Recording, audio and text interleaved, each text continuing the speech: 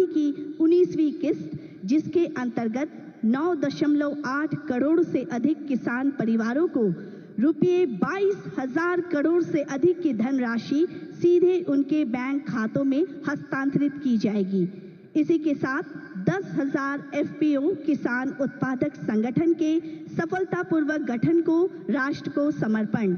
मोतिहारी बिहार में लगभग 34 करोड़ रुपए की लागत से निर्मित सेंटर ऑफ एक्सीलेंस को राष्ट्र को समर्पण। बिहार के बरौनी में लगभग 113 करोड़ रुपए की लागत से एक नए दुग्ध संयंत्र को राष्ट्र को समर्पण।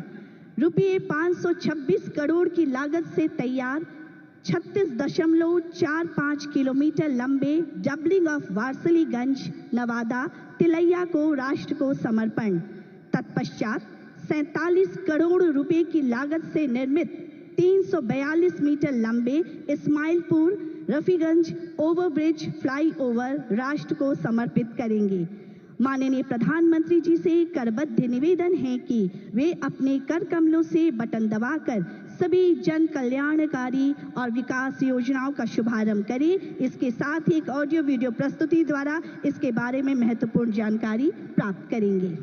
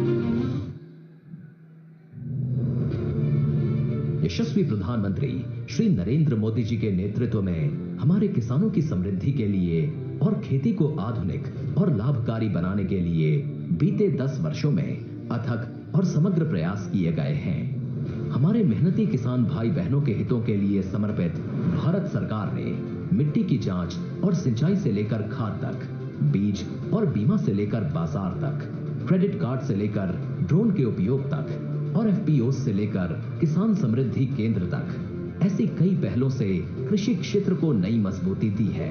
आज हमारी सरकार का हर निर्णय, हर नीति विकसित भारत को समर्पित है और विकसित भारत का बहुत बड़ा आधार हमारे किसान हैं। किसानों को सशक्त बनाने की दिशा में आज कई बड़े कदम उठाए गए। इसी दिशा में किसानों को सशक्त बनाने और उनकी मेहनत व समर्पण को सम्मान देने के उद्देश्य से शुरू की गई प्रधानमंत्री किसान सम्मान निधि योजना ने 6 वर्ष पूरे कर लिए हैं। ये योजना विश्व की सबसे बड़ी डायरेक्ट बेनिफिट ट्रांसफर DBT योजनाओं में से एक है। इस योजना के तहत किसानों को हर साल 6,000 रुपए की राशि सीधे उनके बैंक खातों में भेजी जाती है। अब तक करीब 3.5 लाख करोड़ रुपए की राशि सीधे किसानों के बैंक खातों में ट्रांसफर की जा चुकी है, जिससे उनकी आर्थिक स्थिति मजबूत हुई है। PM किसान के 85% से अधिक लाभार्थी छोटे व सीमांत किसान हैं। इस योजना में महिला किसानों की भागीदारी भी लगातार बढ़ रही है, जिससे ग्रामीण अर्थव्यवस्था में महिलाओं की सशक्त भूमिका को बल मिल रहा है। PM किसान से किसान साथियों को नए कृषि उपकरण, उच्च गुणवत्ता वाले बीज और उर्वरक खरीदने में मदद मिली है, जिससे उत्पादकता बढ़ी है और उनकी आय में वृद्धि हुई है। PM किसान के मजबूत डिजिटल इंफ्रास्ट्रक्चर और पारदर्शिता ने बिचौलियों की भूमिका को समाप्त कर दिया है। 9 लाख से ज्यादा वन क्षेत्र के किसानों और 16,500 से अधिक सीमावर्ती गांवों के किसानों को भी योजना का लाभ मिल रहा है। कृषि और किसान कल्याण को प्राथमिकता देते हुए केंद्र सरकार ने अन्नदाता को उनकी उपज का उचित मूल्य दिलाने के लिए गत 10 वर्षों में 20 लाख करोड़ रुपए से अधिक की राशि से MSP पर गेहूं, धान, कपास, दलहन और तिलहन फसलों की खरीद की है। इतना ही नहीं, 12 लाख करोड़ रुपए की उर्वरक सब्सिडी से किसानों को उचित मूल्य पर पर्याप्त और गुणवत्ता वाले उर्वरक की उपलब्धता सुनिश्चित की है, जो भारत सरकार की सतत प्रतिबद्धता को दिखाता है। माननीय प्रधानमंत्री श्री नरेंद्र मोदी जी के नेतृत्व में केंद्र सरकार पशुपालकों की आय वृद्धि के लिए निरंतर प्रयासरत है। इन्हीं सभी प्रयासों के कारण आज भारत विश्व में दुग्ध उत्पादन में प्रथम स्थान पर है। साथ ही पशु रोगों की रोकथाम के लिए मुंह और खुरपका रोग यानी FMD के 100 करोड़ से अधिक टीके लगाए जा चुके हैं। इस साल के बजट में भी किसान कल्याण के लिए कई महत्वपूर्ण निर्णय लिए गए हैं, जिनमें प्रधानमंत्री धन धान्य कृषि योजना शामिल है, जो कम उत्पादकता वाले 100 जिलों में सिंचाई, गुणवत्तापूर्ण बीज और खाद उर्वरक प्रदान कर भूमि की उपजाऊ क्षमता बढ़ाने पर केंद्रित है। इसके अलावा कपास उत्पादकता एवं दलहन आत्मनिर्भरता मिशन के तहत किसानों को अधिक उपज, उचित मूल्य और निर्यात के अवसर उपलब्ध कराने का लक्ष्य है। बिहार में मखाना बोर्ड की स्थापना से मखाना उत्पादन को बढ़ावा मिलेगा, जिससे किसानों को बेहतर कीमत और प्रसंस्करण सुविधाएं मिलेंगी। आज प्रधानमंत्री श्री नरेंद्र मोदी जी द्वारा PM किसान सम्मान निधि की 19वीं किश्त के तहत 9 करोड़ 80 लाख से अधिक किसानों के बैंक खातों में 22,000 करोड़ रुपए से अधिक की सम्मान राशि का सीधा हस्तांतरण किसान सम्मान की इसी अटूट श्रृंखला का प्रमाण है। इसके साथ ही प्रधानमंत्री जी के द्वारा 10,000 किसान उत्पादक संगठनों का राष्ट्र को समर्पण, भारत सरकार के राष्ट्रीय गोकुल मिशन के तहत मोतिहारी में उत्कृष्टता केंद्र का लोकार्पण, जिससे भारत की देशी नस्लों के संरक्षण एवं संवर्धन को नई दिशा मिलेगी और 5 लाख से अधिक किसानों को लाभ होगा। आज बरौनी में दुग्ध संयंत्र का उद्घाटन भी डेयरी किसानों के हितों को सुनिश्चित करने की ओर अहम कदम है, जिससे डेयरी सहकारिता से जुड़े किसानों की आय में तेजी से वृद्धि होगी। ऐसे ही समर्पित प्रयासों से विकसित भारत के लिए समृद्ध किसान का संकल्प सशक्त होता रहेगा।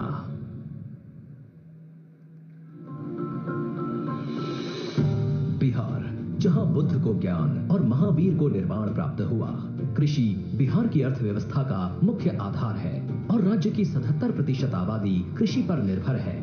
राज्य के कृषि और उससे जुड़े क्षेत्रों के सतत विकास के लिए वर्ष 2008 में एक सुविचारित कृषि रोड मैप की परिकल्पना माननीय मुख्यमंत्री श्री नीतीश कुमार जी द्वारा की गई, जिसके चौथे संस्करण का शुभारंभ 18 अक्टूबर 2023 को भारत की माननीय राष्ट्रपति श्रीमती द्रौपदी मुर्मू जी द्वारा किया गया।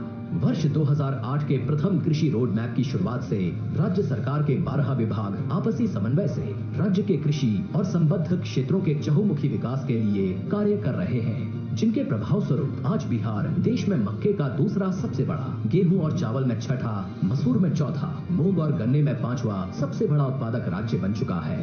इसके अलावा बिहार देश का चौथा सबसे बड़ा सब्जी उत्पादक और 8वां सबसे बड़ा फल उत्पादक राज्य भी है। लीची, मशरूम और मखाना के उत्पादन में बिहार अव्वल स्थान पर है, जबकि आलू और आम में तीसरा, शहद में चौथा तथा केले में 7वां स्थान रखता है। देश के कुल मखाना उत्पादन का 90% उत्पादन बिहार में होता है। भारत सरकार द्वारा बिहार में मखाना बोर्ड की स्थापना का निर्णय लिया गया है। कृषि उत्पादन में हो रही उत्तरोत्तर वृद्धि के लिए बिहार को अब तक 5 बार कृषि कर्मण पुरस्कार से सम्मानित किया गया है। राज्य के 6 प्रमुख कृषि उत्पादों को GI टैग भी मिल चुका है। कृषि क्षेत्र में ये शानदार उपलब्धियां हासिल हुई हैं सरकार की नीतियों और यहाँ के किसानों की असाधारण मेहनत से, जिनकी भूरी भूरी प्रशंसा माननीय प्रधानमंत्री जी द्वारा भी अपने मन की बात कार्यक्रम में की गई है। कृषि क्षेत्र के विकास में कृषि शिक्षा के महत्व के प्रति बिहार शुरू से ही सजग रहा है। वर्तमान सरकार द्वारा राज्य में कृषि विश्वविद्यालय एवं कई महाविद्यालयों की स्थापना की गई है। देश में पहली बार कृषि स्नातक छात्रों को छात्रवृत्ति देने के संग बिहार सरकार द्वारा इसी माह हजारों नए कृषि विशेषज्ञों की नियुक्ति भी की गई है। कृषि क्षेत्र में नई तकनीकों, प्रौद्योगिकी के प्रयोग और अवसंरचनाओं के विकास को संकल्पित बिहार सरकार द्वारा अपने 7 निश्चय 2 के संकल्प हर खेत को बिजली, हर खेत को पानी के तहत सिंचाई के लिए अलग से कृषि विद्युत फीडर की स्थापना करने के संग जल जीवन हरियाली अभियान के अंतर्गत सूक्ष्म सिंचाई, पक्का चेक डैम, नए कुओं का निर्माण तथा तालाब, आहर पईन का जीर्णोद्धार भी किया जा रहा है। राज्य सरकार की पहल से बिहार का हर मेहनतकश अन्नदाता समृद्धि और स्वावलंबन की नई ऊंचाइयों को छुएगा।